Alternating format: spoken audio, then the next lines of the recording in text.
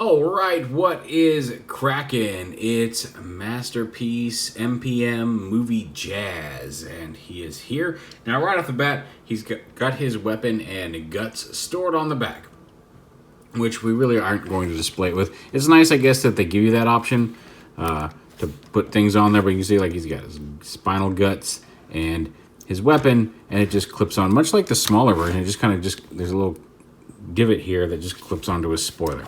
But you just take that off, and you can see the guts piece has a couple little pegs that can peg onto the weapon to keep it all together, which is nice. Again, he's a small car. There really wasn't any way to integrate some of the storage for this stuff in it. I get it, but a little awkward. So we'll just set that stuff off to the side. We'll go ahead and split it apart and look at the car itself. It's a nice little Pontiac Solstice. Silver, and it is silver paint. It's got very little clearance, so it will roll. Like there's some warping here, but like it will roll okay. But it's very little clearance. You can see there's some minor scuffing here on what will become his shoulders from zooming him around and rooming him around the living room. But a nice little representation. There is some panel cuts and things, but all in all, a decent representation of the car. I really like the design of this car. It's a cute looking little car.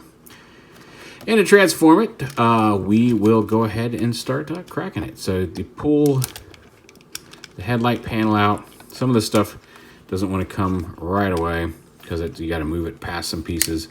But just get those off. Same over here.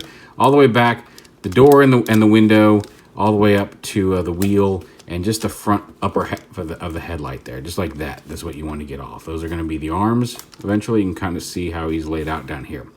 Come to the back, and again on the rear wheel well, kind of pull the panel out. The wheels are going to stay in, but you want to pull this panel. You can see there's a peg here. You want to make sure that this little silver side panel comes off the peg, and you kind of open the back up a little bit like this, because that will unpeg everything and let you come on. Oh, because I pushed it back on the peg up here, that's why. Come off the peg, there we go. And once all that's free, you can take this rear panel here and flip it up and around. There's a hinge right through here, so flip this whole thing. Flip that whole panel, the rear window panel around so the silver goes underneath. And then there's a hinge here and a hinge here. You want to take this whole panel and just kind of flip it up onto the top of the car for the time being. You want to make sure it goes in a way that's sitting like that. You can go ahead and flip this spoiler back as well. Now, I've seen some instruction manuals or some videos do this in either direction. The official instructions show you doing the legs first and then moving up to the upper half of the body. You can go ahead and transform the upper half of the body first if you wish. We are going to follow the instructions with the legs here. So you come down here and untab, or I guess you don't untab, but you lift this whole wheel, the little back rear panel off of this. This square panel on either side comes up, and it doesn't just fold in. You can see there's a dual hinge here and here, so you want to bring that panel up and kind of fold it up and in there to get it out of the way. It gives you the clearance to start flipping some things around. This you can go ahead and lift up on each side like that, and then this whole panel comes down and around. And when you pull this around, it's not just folding it straight down. You can see, again, double hinge.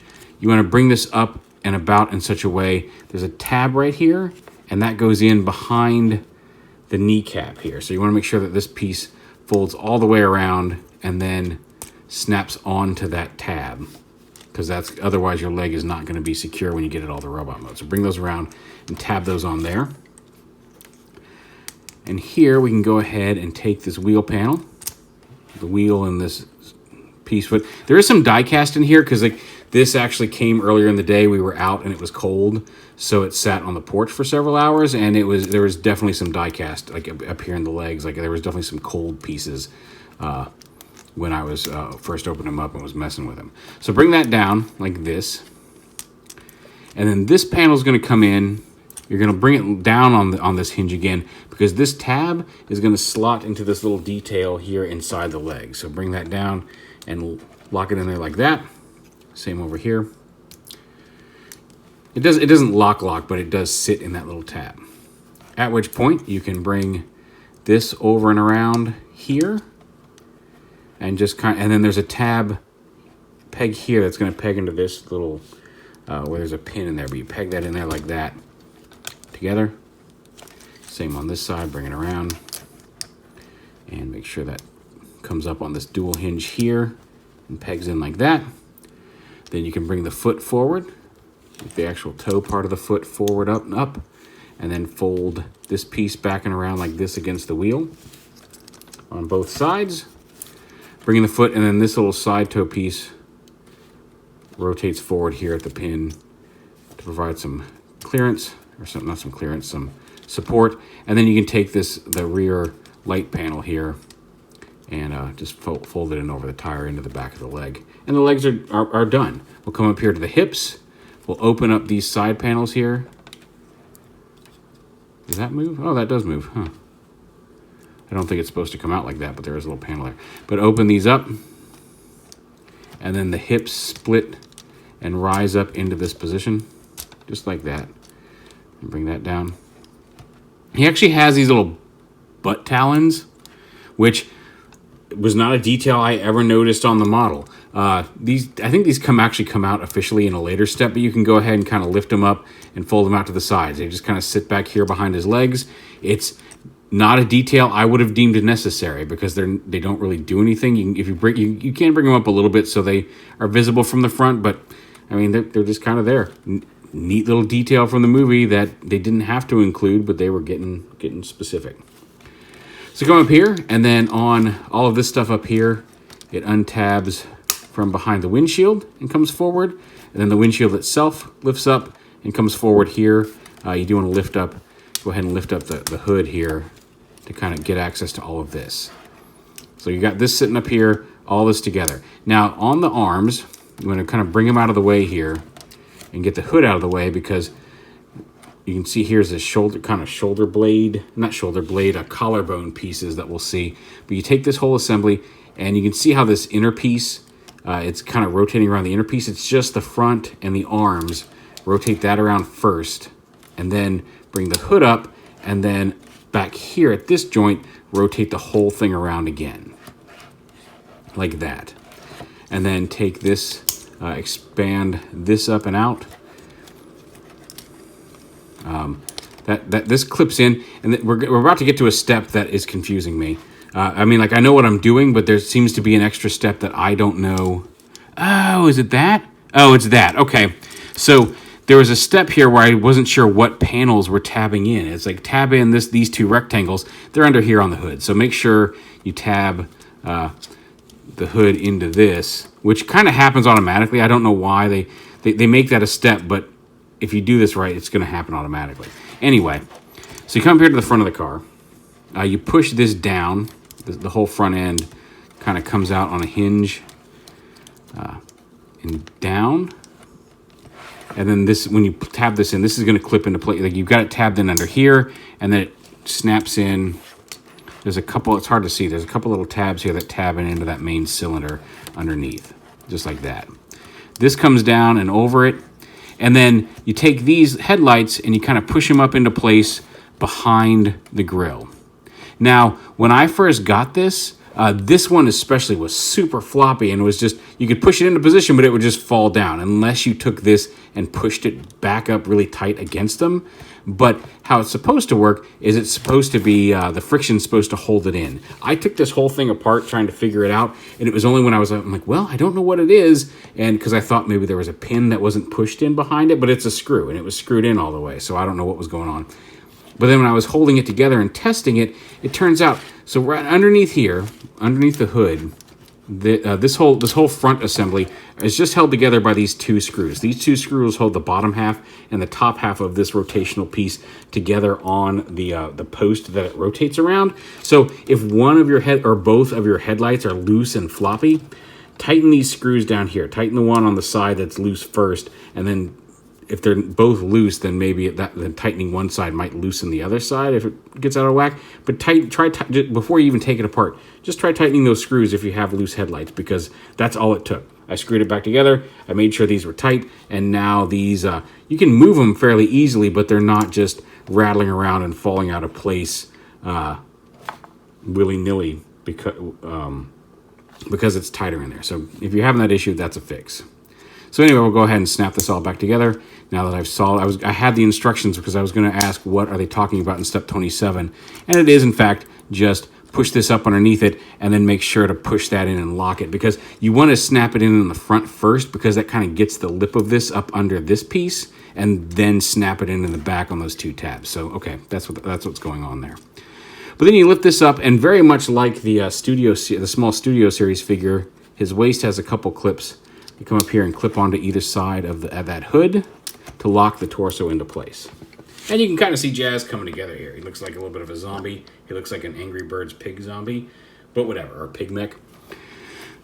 Bring the arms down like this. And now the back piece here, get the arms out of the way. This comes down. The spoiler, bring this piece up against this, and then the spoiler, these little tabs here, latch over the top part of this, just like that, to hold the whole backpack together. There's a couple little blades, just like his little butt blades down here, that come out behind his shoulder blades. And then there's a tab here that you push forward to snap into place right up here. So you'll hear it snap into place. Now his backpack's locked together, and that just kind of double helps lock the torso in place. You come up here for the arms. Take this back half of the door with the small half of the window on it, fold it up onto this, and then take this whole assembly and do the same thing. There's a little hinge there, little armature, raise it up onto the wheel, and then take the headlight piece there, flip out his fist, and we'll complete the arms here in just a second, but do the same thing on this other side first. I mean, really, you can do it in any order, but that's how I'm doing it. We're going to get the upper half done here, snap that into place, and then rotate this around, rotate the window out. This folds up, and then past there, you're kind of making around the elbow, and then you flip this over like this, and then you fold this up. It may take a little doing. You want to make sure this comes back far enough, because the tab on this clear piece is going to go into the forearm right here. So you kind of lift this up, and then there we go. Bring this back, tab that in, and then just kind of peg that together, and then you can open up his fingers. Unfortunately, there's no rotational spin on these. There is a hinge kind of back and forth here for the wrist, but the wrist itself doesn't rotate. But he's got two hinges in each finger, so you can do his hands however you want. He does have the 4-clawed hands. Same on this side. Get this up. Bring it up and around like that, as far up as you can.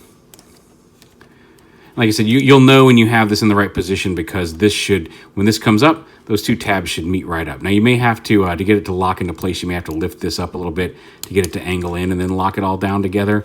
But as long as those two that tab and slot meets up, then you know you've got this in the right position. And his hands over here.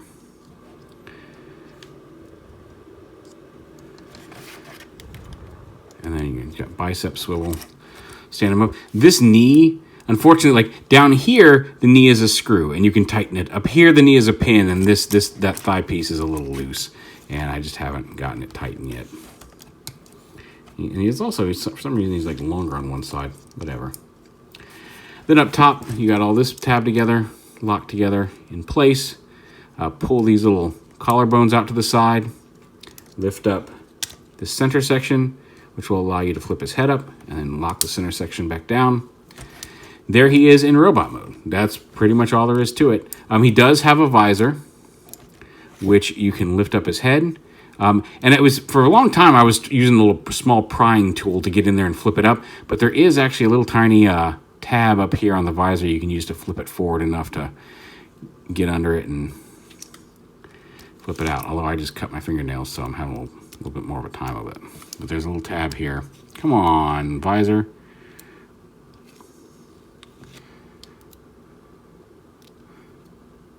There we go. Flip that up, flip that down, and now he's got a little visor.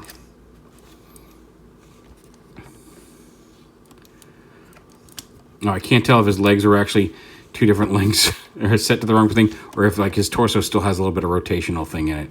So if it seems like it's just a little angled, maybe try pulling down one of his arms. But you can see we've kind of knocked these headlights out of position, but not so much that we can't just fix them right back up. They're not loose like they were. And there is Jazz. Real quick, here he is with his Studio Series counterpart. And I thought the Studio Series did a pretty good job of translating that transformation into a robot.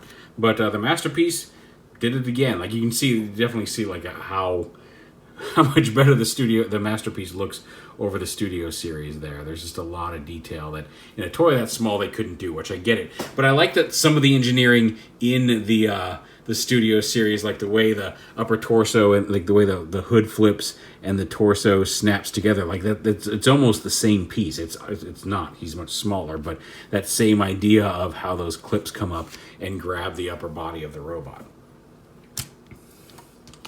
He has his weapon, which you can just take this and flip the shield up, and then his hand just kind of slots into here. You just kind of close up his hand. And then you can see there's like a cross in there, and there's kind of a cross here where the squared off parts of his hand are. So you just attach that and plug it onto his hand. Now, unfortunately, the way his hands are angled, like it doesn't line up to be perfectly vertical with unless you untab this out. You can never get it just right. It's always at a little bit of an angle, regardless of how you do it. But he's got his little shield chain gun. It's a very Rhinoxy gun, I think. But there you go. So you can attach his weapon to the end of his arm. I don't know how often I'll attach the weapon, but it's nice that they included it. Now, if you remember from the weapon, he had like some spinal gutty bits. And how that works is, if you have MPM Megatron, you remember what happened to him in the movie. There's a button right back here on the back of his waist, right here, just above his little butt talons. I don't know what they're actually called, but we're calling them butt talons. But right here, there's a button. You just push it, pop it open, and you can separate him into his upper and lower halves. And then, again, you want the pegs in the front because there's an opening up here, because otherwise they won't really fit into. But then, like, it snaps right onto that post. And now you've got ripped in half Jazz. You can put that in Megatron's hands, like, oh, I ripped them. Oh, I want to, but I don't know how much use I'm going to get out of that gimmick. It's kind of neat that they included it, but, hey. And the last little piece that comes with it, Megatron came with that cube that you could fit into his chest. Jazz comes with a little Sam Witwicky immovable figure. I guess I just unmoved it. I think it may be supposed to be glued on. Maybe not. I don't know. Maybe just tabs in there for... Seems really weird because that's not glued on. That's mold. I don't know what the production process is on this thing. But yeah, it's just a little Sam Witwicky in all black, running with the Allspark that you can put in your display. Not necessary. I mean, I guess, like I said, it's nice that they included it. It's not a thing I need. Posability, he's got his head can turn back and forth. That's about it. It's just kind of it feels like it should have more movement, but it kind of has a little bit of wiggle to it, but it's got some up and down and rotational movement. In the head, you can position the collarbones however you want. If you want to have them, no, they're not bones, but you have those however you want. He's got some hinge. Now the hinges, this is how the hinges end up. In robot mode, you can kind of raise his arms down, but you can, if you hold it in place, you can rotate the arm around that, so you can get it in a situation where the arm can, instead of moving up and down, can move a little bit further back into the body. Come on. Well, whatever. If you hold that back. And you can get some slightly different positioning out of him that way. It's really up to you, but there is a rotational joint with the hinge in there for the shoulders. He does have a bicep swivel. He's got elbows, although the way all this comes together, it gets in the way of itself a little bit. Posability wise, I mean, you can get some really decent poses. Oh, I didn't lock that all the way in all the way. You want to make sure to hold that button in until that locks all the way in. He does have a waist swivel where he comes apart.